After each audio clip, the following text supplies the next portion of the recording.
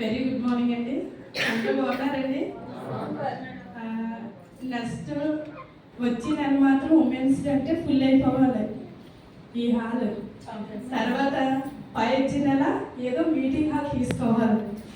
ఎందుకంటే మన ఇప్పుడు హెచ్వర్స్ మాత్రం వచ్చారు, హెచ్వర్స్ లేని వాళ్ళు మాత్రం రాలేదు. అంటే చాలామంది ప్రోడక్ట్ వాడుతున్నారు కదా, ప్రోడక్ట్ వాడిన వాళ్ళు కూడా తీసుకొస్తే అంటే మేము కూడా తీసుకోవాలి కదా అనేది ఒక థాట్ అనేది దానికి వస్తుందని నేను అనుకుంటున్నానండి.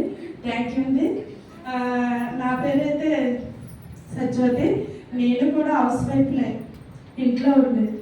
నేను నిజంగా చెప్తున్నానండి, నేను ఇంట్లో నుంచి బయటకు అంటే మా అమ్మ ఇంటికి వెళ్ళాలని మా ఆయనగారు తీసుకురావడం.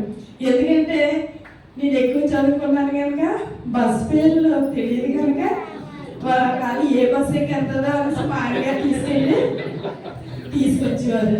అలాంటిది ఒక గాజు కొనుక్కోవాలన్నా అంతే. ఎందుకంటే తునే పేరు మీరు ఏమంటే తుని, కానీ తుని ఎక్కడ ఉందో తెలియదు. ఎందుకంటే తుని పక్క నుంచి ఎక్కడ ఉంది కదంటే కొత్త సెంటర్ నుంచి వెళ్ళిపోతాం. ఈ లోపలికప్పుడు వచ్చేదే లేదు. అంటే ఈరోజు భాగ్యలక్ష్మి గారు చెప్పారు కదండి, మేడం గారు 4 రోజులు అవుతుందండి. అందరూ ఆ రోజే వెళ్ళాము, కానీ 2 రోజులు ఫీల్డ్ వర్క్ చేసాం. నేను అనుకుంటుందండి మా మేడం గారితో వెళ్ళినప్పుడు, అంటే వెళ్ళడం రావడం ఒకే రోజు ఎంత దూరమైనా, అంటే ఎక్కువ రోజులు ఉన్నా ఎక్కడున్నా అడగకుండా ఉండి రోజు ఎప్పుడు వస్తుందా అనుకున్నాను.